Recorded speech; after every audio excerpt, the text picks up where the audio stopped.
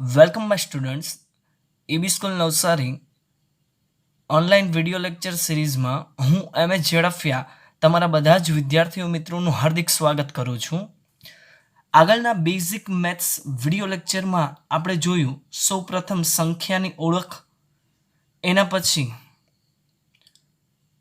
Algebra એટલે કે સુરેખ સમીકરણ, દ્વિઘાત સમીકરણ, ત્રિઘાત સમીકરણ, બહુપદીઓ જેના વિશે બેઝિક ખ્યાલ જોયો.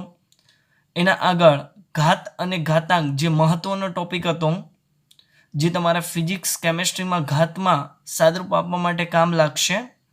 અને એના પરથી લોગેરિધમ એટલે કે લઘુગણક, તમને લોગ કઈ રીતના બને છે એ મેં શીખવાડ્યું. જોતા તો તમને આવડતું જ હશે અથવા તો તમે શીખી જશો. શોર્ટકટ મેથડ પણ હું તમને શીખવાડીશ કે હવે 11 અને 12 સાયન્સમાં બોર્ડની એક્ઝામ માટે હવે તમે કેલ્ક્યુલેટરનો ઉપયોગ કરી શકો છો.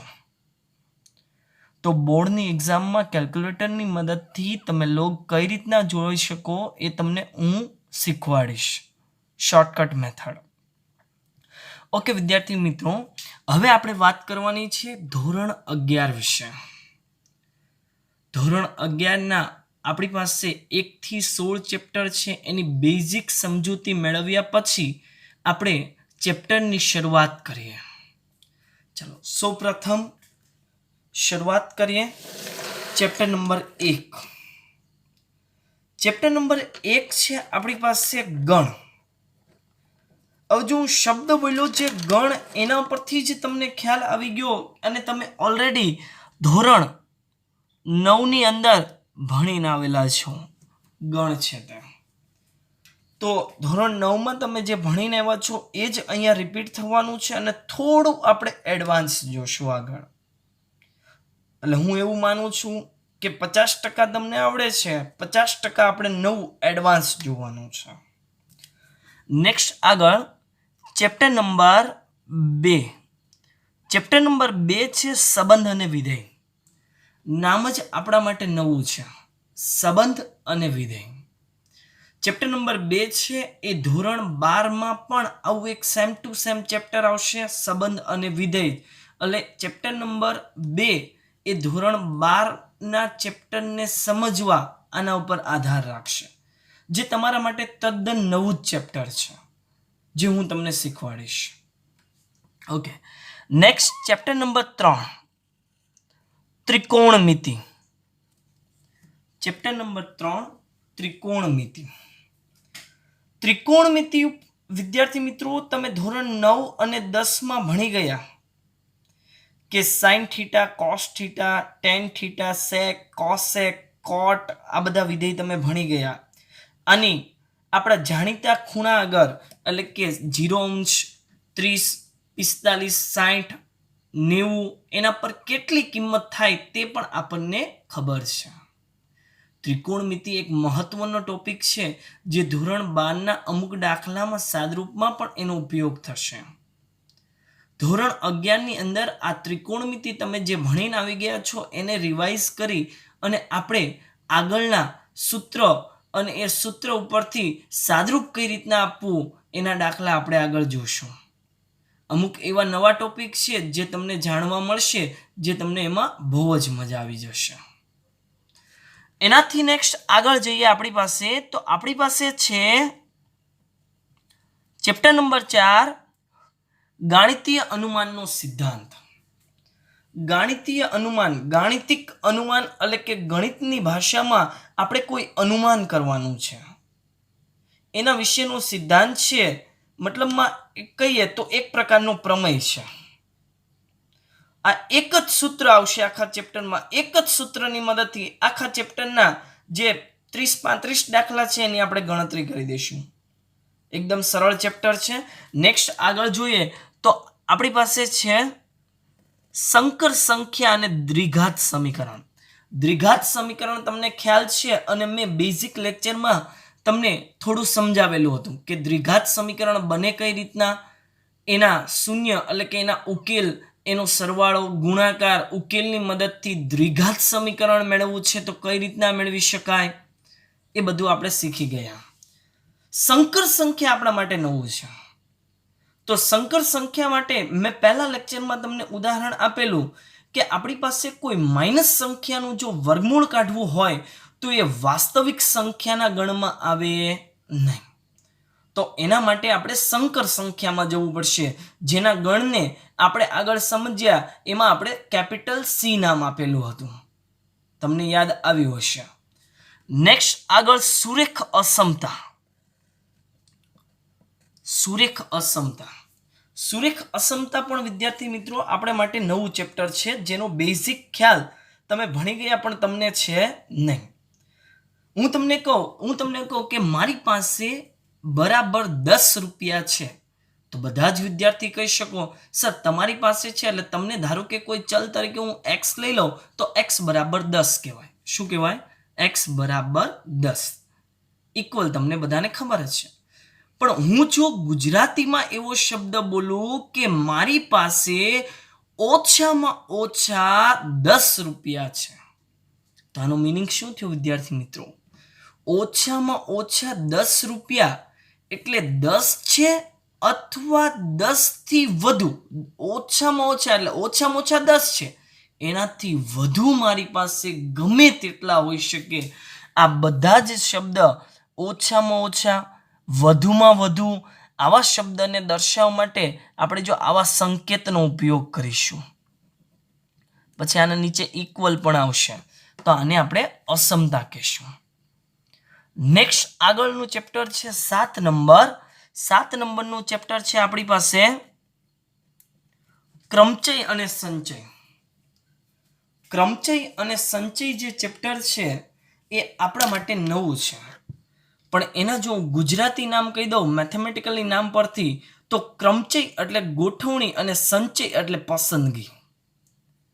હું એમ કહું મારી પાસે 10 લખોટી છે, એમાંથી 5 ગમે તે પસંદ કરવી છે, તો એનો દાખલો હવે તમે ગણી શકો કેના મદદથી? સંચયની મદદથી, જે સરળતાથી તમે સૂત્ર મૂકો એટલે તરત આન્સર આવી જાય. હું એમ કહું કે આપણા ક્લાસમાં 60 વિદ્યાર્થીઓ છે, એને હરેક બેન્ચ ઉપર એક વિદ્યાર્થી ગોઠવાય એવી અલગ અલગ કેટલી રીતે ગોઠવણી કરી શકાય? તો આ ગોઠવણી તમે જોઈ શકશો ક્રમચયના મદદથી. એટલે મહત્વનું ચેપ્ટર છે ક્રમચય અને સંચય, જે રોજિંદા જીવનમાં તમે ઉપયોગ કરો છો એવા જે દાખલા આવશે અને તમને બેઝિક સમજૂતી મળશે કે મેથ્સનો આપણે રિયલ લાઈફમાં કઈ રીતના ઉપયોગ કરી શકાય. નેક્સ્ટ એના પછીનું આગળનું ચેપ્ટર છે આપણી પાસે દ્વિપદી પ્રમેય. દ્વિપદી પ્રમેય, તમે જો અવયવીકરણમાં વિસ્તરણના સૂત્ર a + b આખાનો વર્ગ, પછી વચ્ચે માઇનસ પણ હોઈ શકે, a + b આખાનો ઘન એટલે કે એને ક્યુબ 3 ઘાત, a + b આખાની 4 ઘાત, વધુમાં વધુ તમને અહીંયા સુધીના જ સૂત્ર ખબર હશે. હું તમને વિદ્યાર્થી મિત્રો એમ કહું કે a + b આખાની 50 ઘાત મેળવો સૂત્ર, આવડશે કોઈને? ના આવડે. આવી જો મતલબમાં આવું ન મેળવી શકાય એવું થાય? ના, મેળવી તો શકાય જ, પણ એ તમને ખ્યાલ નથી. એ હવે હું તમને બતાવીશ ચેપ્ટર નંબર 8 ની અંદર.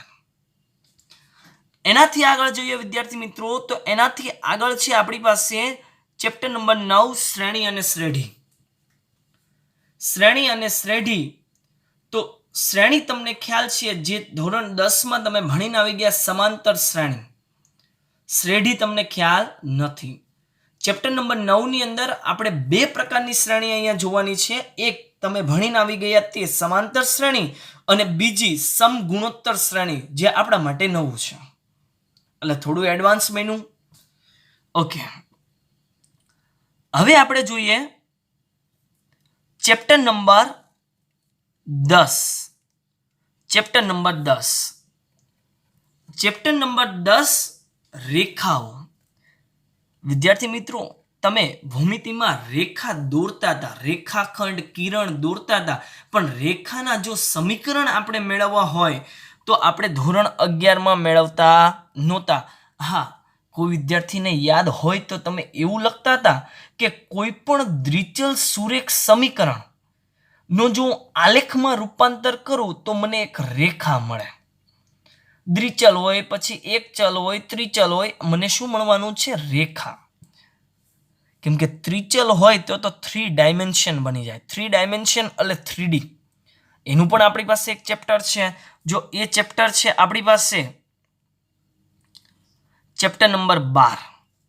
ચેપ્ટર નંબર 12 છે 3D, ત્રિપરિમાણીય ભૂમિતિનો પરિચય, કે જેમાં 3 ડાયમેન્શન હશે.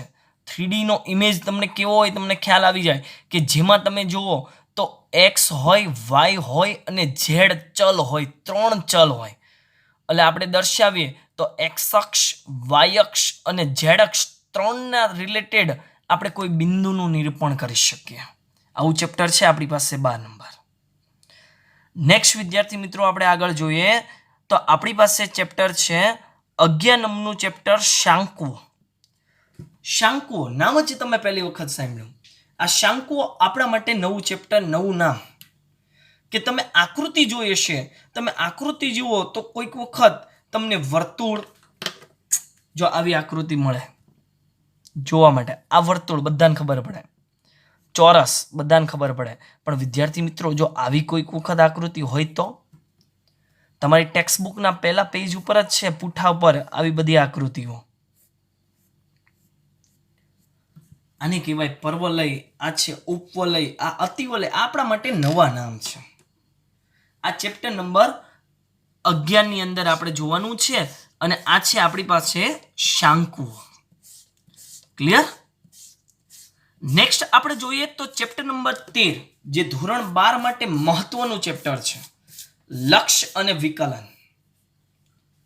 એ પણ આપણા માટે નવું ચેપ્ટર થશે, જેનો તમને ખ્યાલ છે નહીં. લક્ષ્ય અને વિકલન જે નવું ચેપ્ટર બન્યું. ચેપ્ટર નંબર 14, ગાણિતિક તર્ક. ગાણિતિક તર્ક એટલે ગણિતની ભાષામાં દલીલ. આપણે તમે જુઓ તો કોઈ સિરિયલ, કોઈ મૂવીમાં તમે જોતા હોય તો જો કોઈ કોર્ટ રિલેટેડ ન્યાયાધીશ તમને કહેતા હોય તો ઓર્ડર કરતા હોય તો વકીલો એની સામે દલીલ કરતા હોય. શબ્દની ભાષામાં દલીલ, કે તે આમ કર્યું છે, પેલો વકીલ કે તે આમ કર્યું છે. આવી મેથ્સની ભાષામાં દલીલ કઈ રીતના કરી શકાય એ આપણે જોશું ગાણિતિક તર્કની અંદર. નેક્સ્ટ વિદ્યાર્થી મિત્રો એનાથી આગળ જોઈએ તો એનાથી આગળ છે આપણી પાસે આંકડાશાસ્ત્ર, જે ધોરણ 10માં તમે ભણીને આવી ગયા. ધોરણ 10માં તમને આ ચેપ્ટર થોડું અઘરું લાગતું હતું. શું કામ? કેમ કે કેલ્ક્યુલેશન કરવા માટે આપણી પાસે કેલ્ક્યુલેટર નહોતું, રાઈટ? ધોરણ 11માં વિદ્યાર્થી મિત્રો આ ચેપ્ટર તમને સરળ બની જશે. શું કામ? કેમ કે સરવાળા, બાદબાકી, ગુણાકાર કરવા માટે જો આપણી પાસે કેલ્ક્યુલેટર આવી જાય તો આપણે રાજા બની જઈએ. અને રાજા બની જઈએ તો આ ચેપ્ટરને આપણે ભૂકા કાઢી નાખ્યા. એટલે આંકડાશાસ્ત્ર તમે ધોરણ 10માં મધ્યવર્તી સ્થિતિમાનના મુખ્ય 3 માપ જોયા હતા, મધ્યક, મધ્યસ્થ અને બહુલક. આવી જ રીતના ધોરણ 11માં આપણે પ્રસારમાનના મુખ્ય 4 માપ જોવાના છે અને એની મદદથી આપણે દાખલા ગણીશું. ક્લિયર? અને નેક્સ્ટ વિદ્યાર્થી મિત્રો આગળ ચેપ્ટર નંબર 16. ચેપ્ટર નંબર 16 છે આપણી પાસે સંભાવના, જે ધોરણ 9માં તમે ભણીને આવી ગયા, ધોરણ 10માં તમે ભણીને આવી ગયા અને હવે ધોરણ 11, ધોરણ 12 તમે આગળ જ્યાં સુધી ભણશો ત્યાં સુધી આ સંભાવના ચેપ્ટર ભણવાના છો. એટલે થોડું ધોરણ વાઇઝ બધામાં એડવાન્સ થોડું આવશે. ધોરણ 10 ની અંદર એક જ સ્વાધ્યાયમાં સંભાવના ચેપ્ટર પતી જતું હતું, એકદમ નાનું સૂત્ર બધાને ખબર છે, P = R/N. P એટલે પ્રોબેબિલિટી એટલે સંભાવના, R એટલે તમે જે પરિણામ સિલેક્ટ કરતા હતા તે, અને N એટલે ઘટના ઉદ્ભવવા માટેના કુલ પરિણામ હતા તે. આ થયું આપણી પાસે સંભાવના. ધોરણ 11માં આનાથી થોડું એડવાન્સ જોશું, ધોરણ 12માં એનાથી થોડું એડવાન્સ જોશું. બહુ જ સરળ ચેપ્ટર છે. એટલે ધોરણ 11 ની અંદર આજે મેં બટરફ્લાય દોર્યું છે, આ બટરફ્લાયને આપણે 1 વર્ષની અંદર કમ્પ્લીટ કરવાનું છે. ટ્યુનિંગ સાથે જો આપણે ચાલીશું તો આ ધોરણ 11ના આ બધા જ ચેપ્ટર કઈ રીતના પૂરો થઈ જશે અને તમને આવડી જશે, તમને ખ્યાલ પણ નહીં રહે. હવે વિદ્યાર્થી મિત્રો હું મહત્વની વાત કરવા જઈ રહ્યો છું કે તમે જે આ વિડિયો લેક્ચર હવેથી જોશો તો આ વિડિયો લેક્ચરના જે વિડીયો રિલેટેડ થિયરી છે એ તમારે કોઈ ફેર નોટમાં લખવાની રહેશે. જે લખવા માટે તમને ઓનલાઈન આપણી સ્કૂલ એપ દ્વારા મેં જે લખેલું છે એની પીડીએફ મોકલવામાં આવશે. તમે એના પરથી પણ લખી શકો છો અથવા તો વિડીયોને જોતા જોતા પણ તમે લખી શકો છો. એટલે એ ખાસ તમારે ધ્યાન રાખવાનું છે. વિડીયો લેક્ચર જોતા જોતા તમે થિયરી લખો. લખાઈ ગયા પછી એને એક વખત રિવાઇઝ કરી અને યાદ કરો તો જ તમે સારી રીતના યાદ રાખી શકો. આવું મારું કહેવું છે. તો મેં જે તમને જે રીતના કીધું છે એવી રીતના તમે લખશો અને વાંચશો એવું માનીને હવે હું ચાલુ છું. આપણે આજે સ્ટાર્ટ કરવાનું છે ચેપ્ટર નંબર 4 ગાણિતિક અનુમાનનો સિદ્ધાંત. આ ચેપ્ટર આપણે સ્ટાર્ટ કરીશું. ગાણિતિક અનુમાનનો સિદ્ધાંત. આના પહેલા વિદ્યાર્થી મિત્રો હું તમને જો ગાણિતિક અનુમાનનો સિદ્ધાંત શું છે એ પહેલા હું તમને સમજાવી દઉં કે ગાણિતિક અનુમાનના કરવાનું શું. મેં તમને એવું કીધું હતું અમને ગાણિતિક અનુમાનના સિદ્ધાંતમાં એક જ સૂત્રનો ઉપયોગ થાય જેની મદદથી તમે બધા જ દાખલા ગણી શકો. ક્લિયર? ચાલો પહેલા થોડોક થિયરિકલ ટોપિક સમજીએ, પછી હું તમને એક સૂત્ર છે એ મેથડ લખાવી દઈશ જે આખા ચેપ્ટરમાં એ જ મેથડનો આપણે ઉપયોગ કરશું. ગાણિતીય અનુમાનના સિદ્ધાંત પરથી ધોરણ 11માં તમે જો જુઓ તો ફાઇનલી આમાંથી 3 માર્ક્સનો દાખલો પૂછાય છે અને બાકી short means VSQ otherwise MCQ.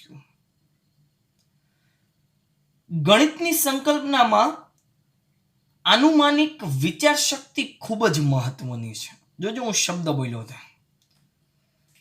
આપણે ચેપ્ટરની શરૂઆત કરી દઈએ. ચાલો પહેલા હું નામ લખી દઉં તમને. ચેપ્ટર નંબર 4 ની આપણે શરૂઆત કરશું શ્રી ગણેશાય સાથે.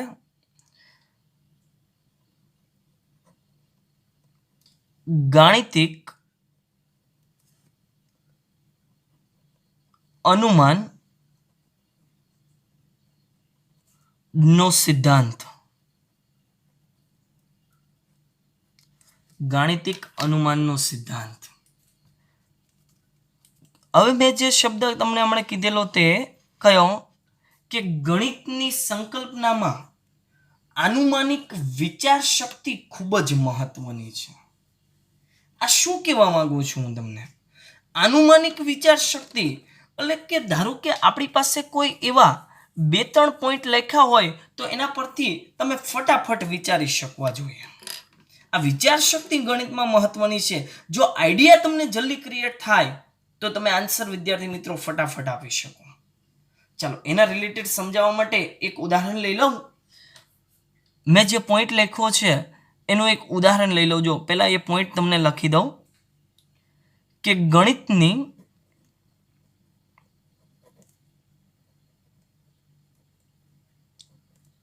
ગણિતની સંકલ્પનામાં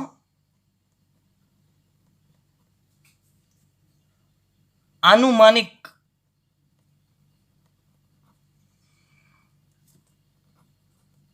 વિચાર શક્તિ ખૂબ જ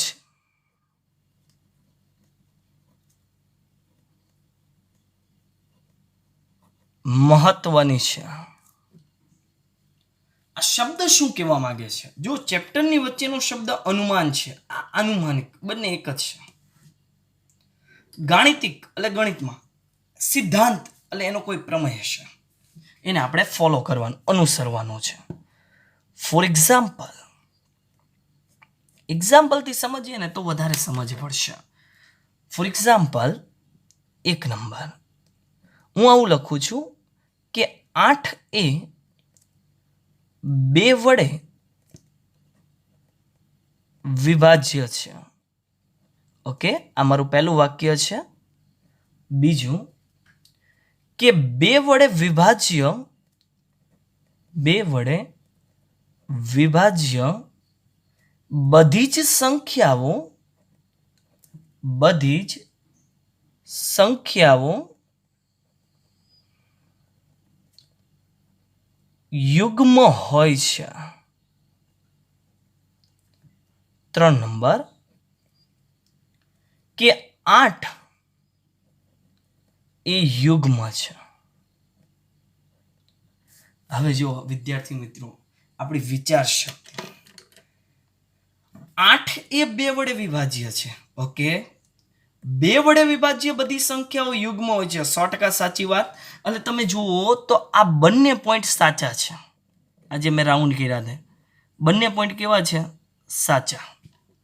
આ બંને સાચા પોઈન્ટ ઉપરથી આપણે ત્રીજો પોઈન્ટ છે કે 8 એ યુગ્મ છે, સાચું કહેવાય કે ખોટું કહેવાય? વિચારો તો.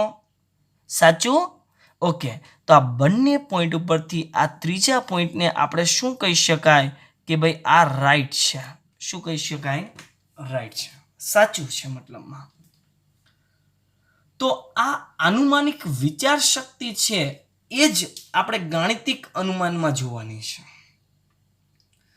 હવે ગણિતની ભાષામાં જો એક વિધાન કહું, આ વિધાન જે હું બોલું છું એ ખરેખર 14મા ચેપ્ટરમાં આવશે, પણ હું તમને કહી દઉં બેઝિક ખ્યાલ કે વિધાન એટલે શું? કે વિધાન એટલે કે 100% સાચું હોવું જોઈએ અથવા 100% ખોટું હોવું જોઈએ. 50-50 ન હોવું જોઈએ. એટલે કોઈક સાચું બોલતું હોય ને કોઈક ખોટું બોલતું હોય ને એવું ન બોલવું. જો બોલું તો તદ્દન સાચું, નહીં તો તદ્દન ખોટું. તો આપણું એ જે વાક્ય બોલીએ છીએ એને ગણિતની ભાષામાં વિધાન, વિધાન એટલે સ્ટેટમેન્ટ કહેવાય. એનો આપણે અહીંયા ઉપયોગ કરશું. હવે એક સ્ટેટમેન્ટનો જો વિદ્યાર્થી મિત્રો હું ઉપયોગ કરવા જઈ રહ્યો છું. ચાલો હું એક બીજું ઉદાહરણ લઈ લઉં છું. હવે આ ઉદાહરણ એવું લઉં છું જે ધોરણ 10માં તમને હું શ્રેણી વિશેનું એક ઉદાહરણ લઉં છું અને એના પરથી આપણે આ ચેપ્ટરમાં આગળ સમજીએ. આ કન્સેપ્ટ હું તમને સમજાવું છું, આ મહત્વનો છે, ધ્યાન રાખજો. બાકી સૂત્ર તો જે હું એક લખવાનું છું એની મદદથી જ આપણે દાખલા ગણશું. એમાં કન્સેપ્ટ આપણે જરૂરી નથી. કન્સેપ્ટ આપણને ક્લિયર કરે છે કે ગાણિતીય અનુમાનનો સિદ્ધાંત શું છે. વિદ્યાર્થી મિત્રો, મારી પાસે આવી અલગ અલગ અંકો છે. 1, 2, 3, 4, 5 આવા અલગ અલગ n પદ લગીના અંકો છે. આનો મારે સરવાળો કરવો છે. શું કરવો છે? સરવાળો. એટલે આવા અંકો જો આવી રીતના શ્રેણીમાં ગોઠવાય અને મારે સરવાળો કરવો હોય તો તમારા મગજમાં તરત જ આઈડિયા ક્રિએટ થાય કે સર આ તો 10મા ધોરણમાં અમે ભણીને આવી ગયા એના જેવું છે. શું કે ભાઈ અહીં તમે જુઓ તો એ એટલે કે શ્રેણીનું પ્રથમ પદ તમે નામ આપતા હતા 1, જે પહેલું છે તે. ડી એટલે સામાન્ય તફાવત, એટલે આપણે લખતા હતા બીજું પદ માઇનસ પ્રથમ પદ. તમે આવી રીતના ક્રમિક ગમે તે પદ માટે લખી શકો છો. બીજું પદ છે આપણી પાસે 2, પ્રથમ પદ છે 1, તો આપણને સામાન્ય તફાવત 1 મળે છે. આવી જ રીતના તમે ત્રીજું પદ માઇનસ બીજું પદ કરો તો 3 - 2 એટલે 1, 4 - 3 એટલે 1. સામાન્ય તફાવત એક જ સરખો બધામાં શૂન્યતર અચળ જળવાઈ રહે તો એને આપણે સમાંતર શ્રેણી કહેતા હતા. તો અહીંયા હું લખી દઉં છું સમજવા. આ શું બન્યું? આ સમાંતર શ્રેણી બન્યું. શું બન્યું? સમાંતર શ્રેણી બન્યું. હવે જો આના n પદનો મારે સરવાળો કરવો હોય તો આને આપણે Sn કહેતા હતા. અને સૂત્ર શું લખતા હતા ભાઈ? કે ભાઈ n/2 × 2a plus n - 1 × d. આવું આપણે સૂત્ર લખતા હતા. n ની કિંમત તો ખબર નથી કેમ કે n પદ લેવાના છે કે n/2 આ 2a એ એટલે 1 છે એટલે 2 × 1 એટલે 2 આ n - 1 અને d એટલે 1 છે ગુણ્યા 1. આપો સાદરું તો n/2 ચાલો 2 1 વડે ગુણાકાર તો n - 1 થાય. આનું જો હું સાદરૂપ આપી દઉં ફાઇનલ તો અહીંયા રહેશે n. 2 - 1 એટલે 1 વધે પણ કેવી નિશાની? પ્લસ નિશાની. અને આખા ગુણાકારમાં છે તો આખાના છેદમાં શું રહેશે? 2 રહેશે. આ શું બન્યું? આ બધા જ પદનો સરવાળો. હવે વિદ્યાર્થી મિત્રો તમને હું એવું કહું કે આજે મેં સરવાળો કર્યો, આના પરથી જો આપણે શોર્ટમાં લખવું હોય તો શું લખી શકાય? આના પરથી શોર્ટમાં જો આવી રીતના લખી શકાય કે 1 + 2 + 3 બરાબર અપ ટુ n પદ, આનો સરવાળો મને મળે n × n + 1 ના છેદમાં 2, આખાના છેદમાં 2. આને ગણિતની ભાષામાં એક વિધાન કહેવાય. શું કહેવાય? વિધાન. કેમ કે આ 100% સત્ય છે. 1 થી લઈને n સુધી. એટલે આ શું બન્યું ગણમાં કે પ્રથમ n પ્રાકૃતિક સંખ્યા. કેવી? પ્રાકૃતિક સંખ્યા, ધન સંખ્યા છે બધી. એના માટે જો તમે આ જુઓ તો આ જે સરવાળો આપણે લખ્યો છે એ 100% સત્ય છે. ક્લિયર? હવે જો વિદ્યાર્થી મિત્રો અહીંયા જો હું તમને એવું લખી દઉં, હવે આ છે આપણી પાસે ડાબી બાજુ, આ ડાબી બાજુ અને આ છે જમણી બાજુ. જમણી બાજુ n ના સ્વરૂપમાં છે, n ના ટર્મમાં છે. હવે જો હું એવું કહું કે ચાલો ભાઈ n બરાબર મારે 1 લેવું છે. શું લેવું? n બરાબર 1. n બરાબર 1 એટલે મિનિંગ શું થાય? પ્રથમ પદ. શું થાય? પ્રથમ પદ. તો ડાબી બાજુમાં વિદ્યાર્થી મિત્રો n બરાબર 1 લખું તો પ્રથમ પદ શું કહેવાય તમારું? ડાબી બાજુમાં n બરાબર 1 એટલે આ જ તમારું 1 થાય. આ પ્રથમ પદ કહેવાય n બરાબર 1 એટલે. ખાસ ધ્યાન રાખજો, અહીંયા n બરાબર 1 નથી મૂકવાનું. આ પ્રથમ પદ એટલે ડાબી બાજુમાં આપણને LHS બાજુમાં 1 મળે છે. હવે જો જમણી બાજુમાં કરું RHS બાજુમાં તો n બરાબર 1 મૂકો તો 1 અંદર રહેશે 1 + 1 એટલે કે 2 અને આખાના છેદમાં 2 છે જ. તો આ 2 અને 2 ને તમે કેન્સલ કરો તો આપણી પાસે કોઈ અંક ના વધે, તો ગુણાકારમાં 1 છે એટલે 1 તો કહેવાશે. એટલે જો બંને સરખું આવે છે એટલે n બરાબર 1 માટે તમે આને સાબિત કરી શકો છો. ચાલો હું એમ લખું n બરાબર 2. n બરાબર 2 તો આનો મિનિંગ શું થાય? n બરાબર 2 એટલે n બરાબર 2 એટલે કે 2 પદ થશે. શું થશે? 2 પદ. પ્રથમ 2 પદ જો હું આ રેડ પેન્સિલથી તમને દર્શાવું છું, આ બને n બરાબર 2. આ આપણું n બરાબર 2 બનવાનું છે ડાબી બાજુની અંદર.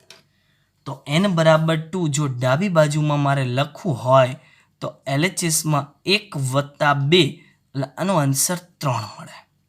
અને RHSમાં તમે n બરાબર 2 લખો વિદ્યાર્થી મિત્રો તો 2 અહીંયા 2 + 1 અને આખાના છેદમાં 2. તમે જોઈ શકો છો કે અંશના 2 અને છેદના 2 કેન્સલ બની જાય છે એટલે આપણને આન્સર શું વધશે? 3. એટલે બંને બાજુ 3 અને 3 આવી ગયા. આવી જ રીતના તમે આગળની સંખ્યા જુઓ તો 3 આવે, n બરાબર 3 લેવાય, n બરાબર 4 લેવાય, n બરાબર 5. આવી કેટલી બધી સંખ્યા લેશું ને આવું સાબિત કરશું. બધી જ પ્રાકૃતિક સંખ્યા માટે પોસિબલ નથી ને આપણે ચેક કરવું, કેમ કે અપ ટુ તો ઇન્ફાઇનાઇટ અનંત સંખ્યા લગી આપણે જવાનું છે. તેથી આપણને એક મેથડ જોઈએ આવું સાબિત કરવું હોય તો. અને આ સાબિતી આપણે કેની મદદથી મેળવીશું?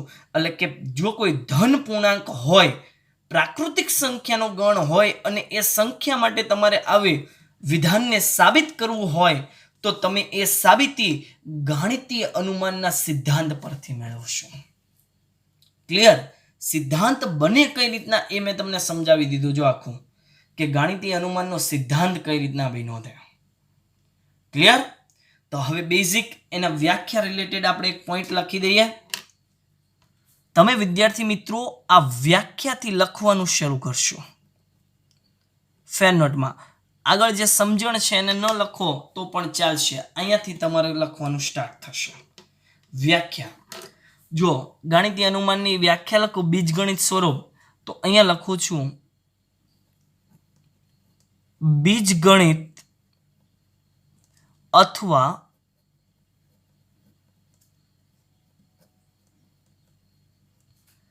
ગણિતની અન્ય શાખાઓ,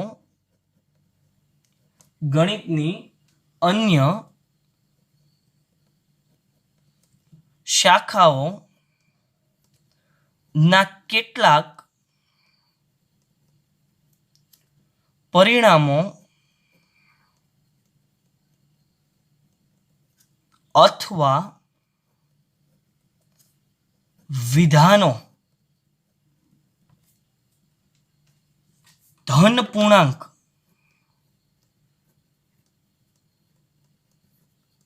ગણ n પ્રાકૃતિક સંખ્યા ધન પૂર્ણાંક n ના સ્વરૂપમાં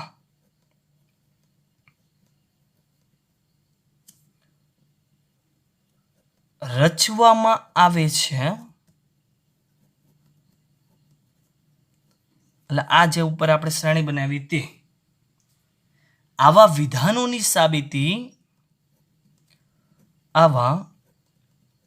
વિધાનોની સાબિતી માટે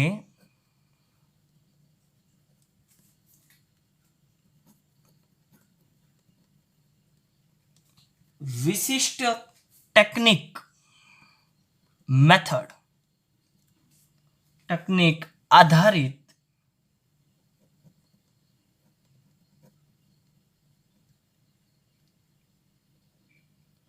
સુનિયોજિત સિદ્ધાંત વપરાય છે.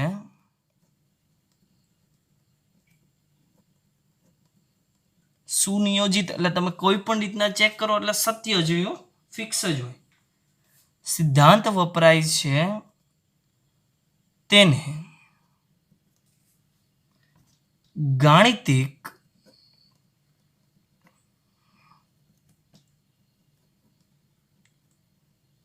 અનુમાનનો સિદ્ધાંત કહે છે.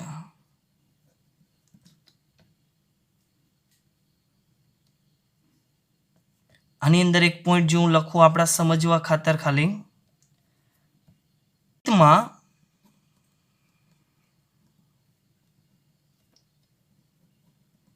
આપણે પૂર્વ અનુમાનના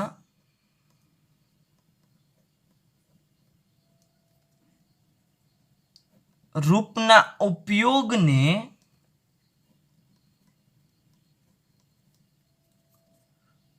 ગાણિતિક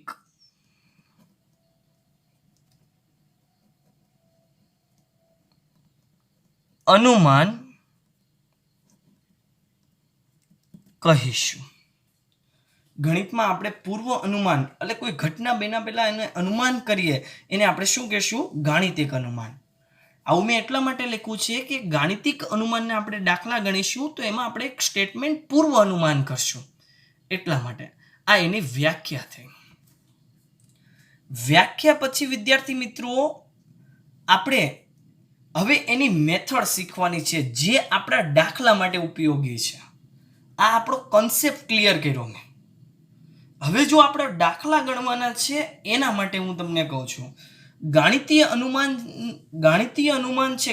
અનુમાન એનું ઇંગ્લિશ નામ છે principal of mathematical induction.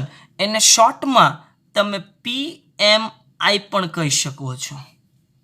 PMI પણ કહી શકાય છે. હવે જો હું રીત લખું છું દાખલા ગણવાની એ તમારે ખાસ ધ્યાન રાખવાની છે. આ દાખલા ગણવાની રીત છે. હું એ રીતમાં વિદ્યાર્થી મિત્રો 3 સ્ટેપ પાડી દઈશ. પહેલું સ્ટેપ 1 તમે લખો તો પણ ભલે, આવી રીતના એરો મારો તો પણ ભલે, પણ તમારે 3 સ્ટેપમાં દાખલો યાદ રાખવાનો છે. 3 સ્ટેપ યાદ રાખ્યા એટલે ચેપ્ટર 4 તમારું ક્લિયર. તમે જોઈ લેજો, તમને એમ થશે ઓહો આમાં તો કંઈ જ નથી, પણ 3 સ્ટેપ મહત્વના છે. જેમ જેમ તમે ગણતરી કરતા જશો એમ તમને આમાં મજા જ આવતી જશે. ચાલો પહેલું સ્ટેપ હું લખું છું. આપણે ધારણા કરશું. ધારો કે P of n, P એટલે કે પ્રિન્સિપલ સ્ટેટમેન્ટ, આવી જે રકમ આપેલી હોય તે હું એમ લઉં છું. ફોર એક્ઝામ્પલ આ રકમ છે અને n આ શું દર્શાવે? આ n પદ લગી છે. ક્લિયર? ધારો કે પી ઓફ એન ફ્રોમ એટલે આવા બે ટપકા બરાબર આપેલી રકમ, શું લખું છું? આપેલી રકમ અથવા તો વિધાન, તમે જે લખવું હોય તે. કન્ડિશન ખાસ લખશું જ્યાં n is belongs to capital N. શું કામ? કેમ કે આ ગાણિતીય અનુમાનનો સિદ્ધાંત છે, આપણે ધન પૂર્ણાંક માટે જ લાગુ પાડીશું એટલા માટે. ક્લિયર? આ કન્ડિશન ખાસ મહત્વની છે, ખાસ ધ્યાન રાખીશું. આ કન્ડિશન જો ન લખો અને આપણા મેથ્સમાં જો 100 માંથી 100 માર્ક્સ આવતા હોય ને આવી કન્ડિશન ન હોય તો આપણો અડધો માર્ક્સ કપાઈ શકે છે. હવે વિદ્યાર્થી મિત્રો અહીંયા આપણે ચેક કરીશું કે હવે n બરાબર 1 માટે n બરાબર 1 એટલે ડાબી બાજુમાં તમારું પ્રથમ પદ અને જમણી બાજુમાં જ્યાં n દેખાય ત્યાં તમારે 1 મૂકવાના છે. ક્લિયર થઈ ગયું? એટલે તમે જુઓ તો બંને કિંમત કેવી આવે? એક સરખી. તો અહીંયા નીચે લખવાનું LHS બરાબર RHS અને અહીંયા લખી દઈશું કે તેથી પ્રિન્સિપલ સ્ટેટમેન્ટમાં n બરાબર 1 એ સત્ય છે, એટલે કે આને વંચાઈશું P of 1 સત્ય છે. આ પહેલું સ્ટેપ થઈ ગયું. બધા જ દાખલાની અંદર આ જ રીતના ગણતરી થાય. પહેલું સ્ટેપ જેમ મેં લખ્યું છે તે. ક્લિયર? નેક્સ્ટ આગળ બીજું સ્ટેપ. ફરી વખત આપણે પૂર્વ અનુમાન કરીએ એટલે ગાણિતિક અનુમાન. ધારો કે P of K, K એટલે શું? તમે આવી સંખ્યા લ્યો છો 1 2 3 એવું ક્યાં સુધી કે ભાઈ K સંખ્યા સુધી. તો P of K સત્ય છે, તેથી n બરાબર K લેતા એટલે રકમમાં જ્યાં વિદ્યાર્થી મિત્રો n દેખાય છે ત્યાં આપણે શું લેવું પડે? K. શું કામ? કેમ કે આપણે K સંખ્યા સુધી લઈએ છીએ એટલા માટે. ક્લિયર? n પદની જગ્યાએ શું બની જાય વિદ્યાર્થી મિત્રો? K પદ બની જશે. તો અહીંયા પણ શું બની જાય? K બની જશે. તો એના માટે જો હું શોર્ટમાં નીચે લખી દઉં તો આવી રીતના લખી શકાય કે P of K ફ્રોમ એટલે બે ટપકા આપેલી રકમ n બરાબર K લેતા એટલે રકમમાં જ્યાં n દેખાય ત્યાં શું મૂકવાનું? K. તો આપણી કન્ડિશન પણ ફરી જાય. અહીંયા n belongs to capital N છે તો અહીંયા શું બની જાય? K belongs to capital N બની જાય. ક્લિયર થઈ ગયું? આ તો ઉપરનું સ્ટેટમેન્ટ જ આવ્યું જે છે તે. આ કન્ડિશન પણ લખશું અહીંયા ખાસ. હવે આ જે સમીકરણ બને છે એને આપણે અહીંયા સમીકરણ નંબર 1 નામ આપીશું. શું નામ આપીશું? સમીકરણ નંબર 1. સમીકરણ નંબર 1 એટલે K પદવાળું સમીકરણ છે. હવે જોઈએ છે આપણે 3 નંબરનું સ્ટેપ અને ફાઇનલ સ્ટેપ જે 50% દાખલો આ બે સ્ટેપ કવર કરશે અને 50% દાખલો આ 3 નંબરનું સ્ટેપ કવર કરશે. હવે પૂર્વ અનુમાન તો આપણે લખાવી દીધું કે ભાઈ P of K સત્ય છે, તો એના પરથી જે મેં આગળ ઉદાહરણ આપ્યું હતું એમાં 1 અને 2 નંબરના સ્ટેટમેન્ટ ઉપરથી આપણે કેમ 3 નંબર સત્ય છે એવું માની જ લીધું હતું, એવું આપણે અહીંયા સાબિત કરી દઈશું કે 3 નંબરનું પોઈન્ટ આપણે એવું લખીએ કે P of K plus 1 sorry આ પ્લસ છે, P of K plus 1 સત્ય સાબિત કરવા n બરાબર K plus 1 લેતા. P of K plus 1 છે સત્ય સાબિત કરવાનું છે. કેના પરથી સત્ય સાબિત કરશો? આ 2 નંબર ઉપરથી આ 3 નંબરને આપણે સત્ય સાબિત કરશું. એટલે આ ઇન્ડક્શન કહેવાય. શું કહેવાય? ઇન્ડક્શન કહેવાય. 2 નંબર ઉપરથી આપણે 3 નંબર સાબિત કરશું એટલે આ ઇન્ડક્શન એટલે આપણે અનુમાન લગાવ્યું તે બની ગયું. ક્લિયર? એટલે હવે વિદ્યાર્થી મિત્રો જુઓ કે અહીંયા ભાઈ n બરાબર K હતા તો રકમમાં આપણે બધામાં K લખતા હતા. તો અહીંયા છે n બરાબર K plus 1 મું પદ. K મું પદ તો છે જ, એના પછીનું એક પદ રહે. એટલે જો તમારે લખવું હોય તો આવી રીતના લખાય P of K plus 1 from આખું પદ વત્તા આ લખું છું, ધ્યાન રાખજો આપણી સમજણ માટે છે. આ તમે જ્યાં લખવાના છો તે છે કે પદ સુધી અને આ છે k+1મું પદ. ક્લિયર? અને ઇઝ ઇક્વલ ટુ આપણો RHS જે આવે તે n દેખાય અહીંયા k+1 મૂકી દેવાનું છે. અહીંયા તમને RHS મળશે જે છે તે. એટલે આ દાખલામાં એક વસ્તુ છે કે આન્સર તમને પહેલેથી ખબર પડી જશે. આ તમારી ડાબી બાજુ બની અને ડાબી બાજુનો ઉપયોગ કરી આપણે જમણી બાજુ લાવવાની છે. એટલે વિદ્યાર્થી મિત્રો હવે આપણે સાબિતી માટે આપણે ડાબી બાજુનો ઉપયોગ કરશું. ડાબી બાજુમાં જે રીતના મેં ભાગ પાડ્યા એ રીતના બે ભાગ પડે તમારા. એક તો કે પદ લગીનો ભાગ પડે અને એક રકમમાં n દેખાય અહીંયા k+1 મૂકો એટલે k+1મું પદ મળી જાય જે છેલ્લું એક પદ રહેશે. કે લગીનું પદ એટલે વિદ્યાર્થી મિત્રો શું બન્યું? જો આ સમીકરણ બન્યું કે લગીનું પદ એટલે આ સમીકરણ નંબર 1 જે નામ આપ્યું હતું ને એનો ઉપયોગ હવે તમે અહીંયા કરી દેશો. ડાબી બાજુ તો તૈયાર જ છે, જમણી બાજુ આના પરથી મળી જવાની છે એટલે અહીંયા પદ મૂકશું અને છેલ્લું પદ મૂકશું આપણે. હું અહીંયા લખી દઉં છું બરાબર સમીકરણ નંબર 1 વત્તા k+1 મું પદ એટલે છેલ્લું પદ જે વધે તે. આ બે પદનું તમે સાદરૂપ આપો એટલે તમને RHS મળી જશે. શું મળી જશે? RHS. કયો? આજે આપણે આન્સર લાવવાનો હતો તે. RHS તો આપણી પાસે તૈયાર જ હતો ને પહેલાથી, એટલે આના પરથી આ RHS આપણને મળી જવાનું છે. એટલે આ 3 સ્ટેપમાં ગાણિતીય અનુમાનનો સિદ્ધાંત કામ કરે અને ફાઇનલી હું જે થિયરિકલ પોઈન્ટ લખું છું એ તમારે લખી દેવાના છે કે ભાઈ આપણે P(k+1) સત્ય સાબિત કરી દીધું. P(k+1) સત્ય છે. P(k) સત્ય છે એવું આપણે ધારણા કર્યું હતું અને એના પરથી આના પરથી કર્યો એટલે એરો આવો અપાય. આનો મિનિંગ શું થાય? આના પરથી આપણે એરા બાજુ જઈએ છીએ. P(k) સત્ય છે. સિંગલ ઇમ્પ્લાઇઝ આને હું પાય સિંગલ ઇમ્પ્લાઇઝ ગણિતની ભાષામાં કહીએ તો પ્રેરણ. એ હું તમને આગળ શીખવાડીશ. આપણે ખાલી સિંગલ ઇમ્પ્લાઇઝ એવું યાદ રાખો. P(k) સત્ય છે. સિંગલ ઇમ્પ્લાઇઝ P(k+1) સત્ય છે. વળી P(1) સત્ય છે. આ ન લખો તો પણ ચાલે પણ આપણે લખી દઈએ, કમ્પ્લીટ જ કરશું. આથી ફાઇનલી આપણો આન્સર આથી ગાણિતિક અનુમાન ના સિદ્ધાંત પરથી પ્રત્યેક n belongs to capital N, પ્રત્યેક n belongs to capital N માટે P(n) સત્ય છે. P(n) એટલે આપેલી રકમ.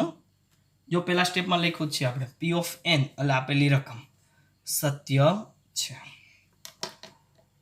આ થયો વિદ્યાર્થી મિત્રો આપણે જે ચેપ્ટર ભણવાના છીએ એનું ફોર્મેટ. આજ તમારે યાદ રાખવાનું છે. એટલું યાદ રાખ્યું એટલે ચેપ્ટર ક્લોઝ. એકદમ સરળ. આ મારી ભાષાનું ફોર્મેટ છે. હું આવો શબ્દ વારંવાર બોલીશ, જોજો ક્લાસમાં. ફરી વખત આપણે યાદ રાખશું. ચાલો પહેલું સ્ટેપ બોલો મારી સાથે તમે પણ. ધારો કે P(n) ફ્રોમ આપેલી રકમ જ્યાં n belongs to n. હવે n બરાબર 1 માટે LHS બરાબર RHS, તેથી P(1) સત્ય છે. એટલે પહેલું સ્ટેપ તમારું કમ્પ્લીટ. બીજું સ્ટેપ, ધારો કે P(k) સત્ય છે તેથી n બરાબર k લેતા એટલે રકમમાં જ્યાં n દેખાય ત્યાં આપણે k મૂકવાનું છે. એટલે k belongs to n condition લખશું, સમીકરણ નંબર 1 નામ આપી દઈશું. અને છેલ્લું સ્ટેપ ત્રીજું, P(k+1) સત્ય સાબિત કરવા n બરાબર k+1 લેતા રકમમાં જ્યાં n દેખાય ત્યાં તમારે k+1 લખવાનું છે. ડાબી બાજુ જમણી બાજુ મળી જાય, ડાબી બાજુનો ઉપયોગ કરો, સમીકરણ નંબર 1 નો ઉપયોગ કરો એટલે જમણી બાજુ મળે. આ કઈ રીતના ઉપયોગ થાય એ આપણે નેક્સ્ટ લેક્ચરમાં આપણે એક ઉદાહરણ લેશું, સ્વાધ્યાયના અલગ અલગ દાખલા લેશું એટલે તમને ક્લિયર થઈ જશે. અને આ થિયરિકલ સ્ટેપ આ પણ વિદ્યાર્થી મિત્રો ખાસ બધાએ લખવાના છે. આનો અડધો માર્ક્સ હોય છે દાખલાની અંદર, કેમ કે થિયરિકલ સ્ટેપ ઘણા બધા વિદ્યાર્થીઓ લખતા નથી, એટલા માટે હું તમને કહી દઉં છું અગાઉથી. થિયરિકલ સ્ટેપ યાદ રાખશું. P of k plus 1 સત્ય છે, P of k સત્ય છે, single implies P of k plus 1 સત્ય છે, વળી P of 1 સત્ય છે. આથી ગાણિતિક અનુમાનના સિદ્ધાંત પરથી પ્રત્યેક n belongs to n માટે P of n સત્ય છે. એટલું લખો એટલે તમારો દાખલો કમ્પ્લીટ થાય. તો હવે હું એવું માનીને ચાલુ છું વિદ્યાર્થી મિત્રો કે તમને જે આ ફોર્મેટ મેં લખાવ્યું છે એ તમે આજના આ વિડિયો લેક્ચરમાં કમ્પ્લીટ કરો તો નેક્સ્ટ લેક્ચરમાં આવતીકાલે આપણે આના દાખલા ગણીશું તો તમને એકદમ પહેલેથી જ ક્લિયર થઈ જશે. Thank you.